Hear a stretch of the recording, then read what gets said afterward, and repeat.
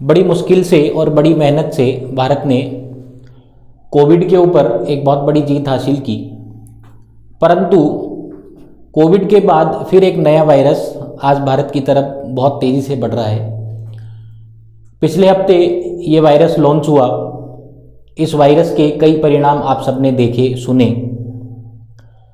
आज हम अपनी वीडियो में इसी बात के ऊपर चर्चा करेंगे कि आखिर ये वायरस कौन सा है, इस वायरस के क्या परिणाम हो सकते हैं, ये वायरस आया कहाँ से, और जिस प्रकार कोविड की वैक्सीनेशन शुरू हुई और वैक्सीन के बाद कोविड पे जीत हासिल की गई, उसी प्रकार क्या इस नए वायरस की भी कोई वैक्सीन अपने पास बन चुकी है या निकट भविष्य में कोई वैक्सीन बनने का अनुमान है।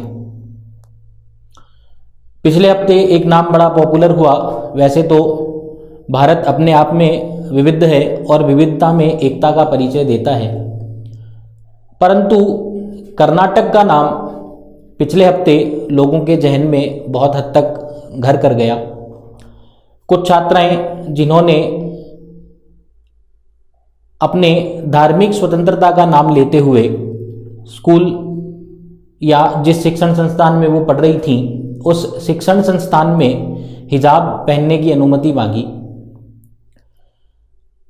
ये हिजाब पहनना मैं गलत नहीं ठहरा सकता, मैं ये नहीं कह सकता कि ये गलत है, परंतु इसको धार्मिक स्वतंत्रता का नाम देना ये कहीं ना कहीं गलत लगता है।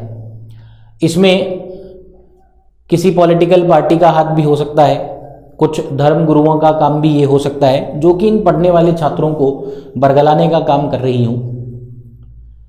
मैं उन सभी छात्रों से ये बात पूछना चाहता हूँ कि अगर वर्तमान परिस्थितियों को देखा जाए तो क्या इन परिस्थितियों में आपको हिजाब की ज़्यादा आवश्यकता है या फिर किताब की।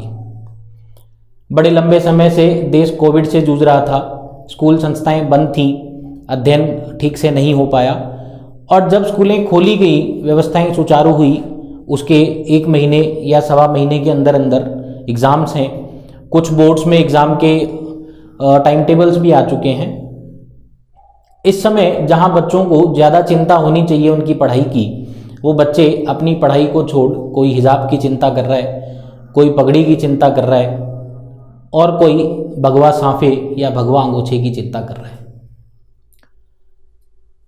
इस देश में धार्मिक स्वतंत्रता जरूर है, परंतु जिस शिक्षण संस्थान में वो पढ़ने जा रहे हैं वहाँ वो किसी धर्म विशेष के नहीं, वो केवल अभ्यर्थी हैं। वहाँ किसी धर्म से उनका कोई लेना देना नहीं, वो वहाँ पढ़ने जाते हैं और उन्हें पढ़ना ही चाहिए। अल्बर्ट आइंस्टीन, जिन्हें देश जानता है, विश्व प्रसिद्ध एक वैज्ञानिक, जिन्होंने ये कहा था कि जब हम स्कूल से निकलेंगे और स्कूल में पढ़ी हर बात भूल जाएंगे, जब सारी बातें भूलने के बाद जो कुछ चीज़ें या कुछ चंद चीज़ें हमें याद रहेंगी, वही हमारी शिक्षा है या वही हमारे दैनिक जीवन को आगे ले जाएगी। इस क्रम में अभ्यर्थी इन चीज़ों को भूल चुका है। किसी एक संस्था, किसी पॉलिटिकल पार्टी के प्रेशर में आके या कोई जो इन्हें बरगलाने की कोशिश कर रहा है उसके दबाव में आके ये लोग इस कंट्रोवर्सी को अंजाम दे रहे हैं। परंतु अगर अपन बात करें हिजाब की, इस्लाम में इसका उल्लेख है, परंतु इस्लाम में ये कहीं नहीं लिखा कि आप जब स्कूल जाएं या अध्ययन करने जाएं तब भी आप हिजाब पहन के जाएं। भले ही आप पगड़ी पहने, आप शॉपिंग मॉल जा रहे हैं, आप कहीं घूमने जा रहे हैं, आप पगड़ी पहन के जाएं, भगवा पहन के जाएं, परंतु अगर आप स्कूल में ही अपने धर्म के परिचय के लिए जाएंगे तो फिर आपका स्कूल जाना निरर्थक है। विद्यालय विद्या उपार्जन के लिए है, ना कि किसी धार्मिक कृत्य के लिए, ना ही किसी धार्मिक एजेंडे के लिए। कुछ और ऐसे संस्थान हैं, अगर मैं हिंदू धर्म की बात करूं तो हिंदू धर्म में गुरुकुल ऐसी जगह हैं जहां आप अपने विशेष धर्म का परिचय दे सकते हैं। मुस्लिम धर्म की बात करूं तो जैसे मदरसे हैं या उनकी कोई भी इस्लामिक स्कॉलरशिप की स्कूल्स हैं, वो स्कूल्स ऐसा कर सकती हैं। उन स्कूल्स में वो बच्चे ऐसा करें तब भी ये बात आपत्तिजनक नहीं होगी, परंतु किसी ऐसी संस्था में जहां हर धर्म, हर वर्ग के लोग पढ़ रहे हैं, वहाँ किसी भी धर्म के बारे में कोई पर्टिकुलर टिप्पणी नहीं की जाती, उस ऐसी संस्थान में आप अपने स्वतंत्र होने का परिचय देने के लिए अपने धार्मिक स्वतंत्रता को आड़े लाएं, ये बात कहीं ना कहीं गलत है। अपना अगला सवाल था कि क्या ये वायरस हमारे इस देश के कुछ विपरीत परिणाम बना सकता है, या इस देश के कुछ जो परिणाम चल रहे हैं उनमें गति अवरोधक का काम कर सकता है। बिल्कुल ऐसा हो सकता है। क्योंकि अगर भारतीय युवा करीब, अगर सेंसस की बात करें तो 25 करोड़ युवा वर्ग हैं जो कि अध्ययन का काम कर रहे हैं। अगर ये 25 करोड़ लोग धार्मिक मतभेद में बटे रहे तो आखिर ये पढ़ेंगे कब? अगर कोई देश जो कि पहले से विकासशील देश है, उसके सामने कई जटिल समस्याएं हैं, उन जटिल समस्याओं को ध्यान में रखते हुए वो देश आगे बढ़ने की कोशिश कर रहा है, और उसी समय इस देश का भार युवा कंधों पे है, और वही युवा वर्ग अपने अलग अलग धार्मिक मतभेद को लेके इस देश के सामने एक नई परिस्थिति या एक नई विडंबना खड़ी करना चाहे तो आखिर ये देश मदद की पुकार कहाँ करेगा? कोई भी बीमारी ऐसी नहीं है जिसका कोई इलाज ना हो, वैसे ही कोई भी मतभेद या कोई भी मानसिकता ऐसी नहीं है जिसे परिवर्तित ना किया जा सके। इस मानसिकता को परिवर्तित करने के लिए भारत के पास एक बड़ा ही मजबूत कानून है। अगर भारत सरकार इस कानून को लागू करे, उसके बाद कोई भी धर्म या किसी भी धर्म का कोई भी व्यक्ति अपनी धार्मिक स्वतंत्रता का नाम लेके इस तरीके के प्रदर्शन या इस तरीके की रैलियां वापस नहीं कर सकता। जिस प्रकार कर्नाटक में इस विवाद की शुरुआत हुई, कर्नाटक से ये विवाद बढ़ते बढ़ते अलीगढ़ पहुंचा। उत्तर प्रदेश के कई इलाकों में भी ऐसे काम हुए जहां कई लड़कियां ये कहते हुए सामने आई कि हिजाब पहना हमारी धार्मिक स्वतंत्रता है, क्या हम एक स्वतंत्र देश के निवासी नहीं हैं?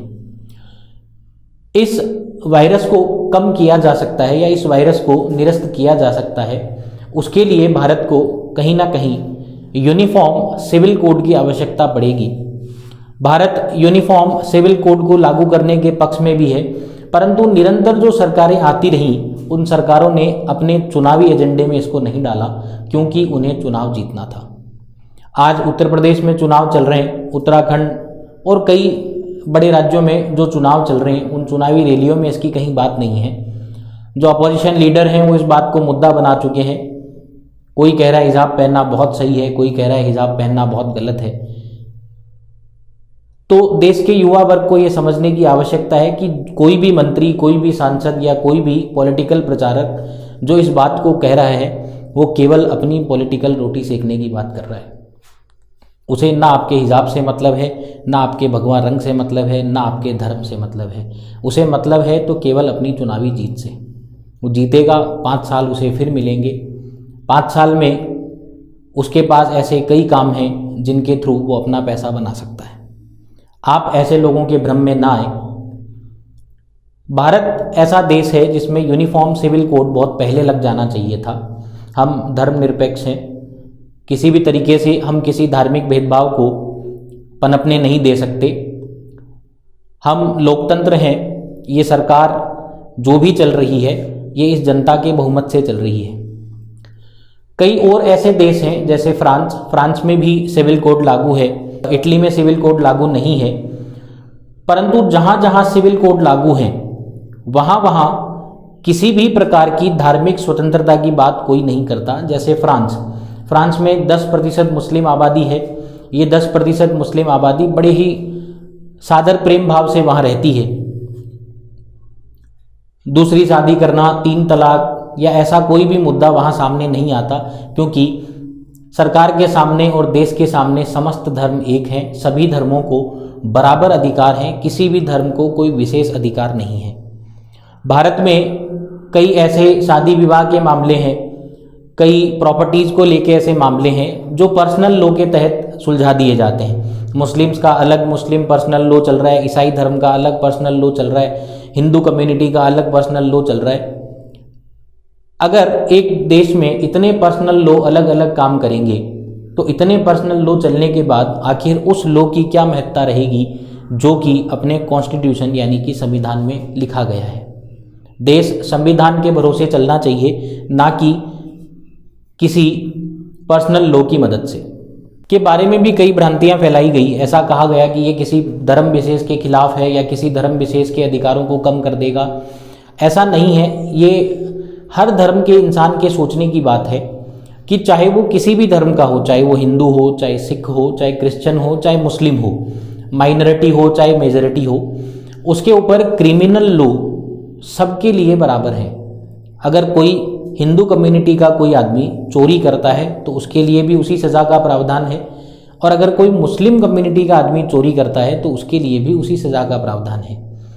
अगर क्रिमिनल लॉ में इतनी यूनिटी हो सकती है या इतना यूनिफाइड क्रिमिनल लॉ किसी देश का हो सकता है, तो उसी देश में यूनिफॉर्म सिविल कोड यानी धार्मिक रूप से भी समस्त धर्मों को एक साथ रखा जाए और उन पे समान कानून लागू हो, ऐसा हो जाना चाहिए।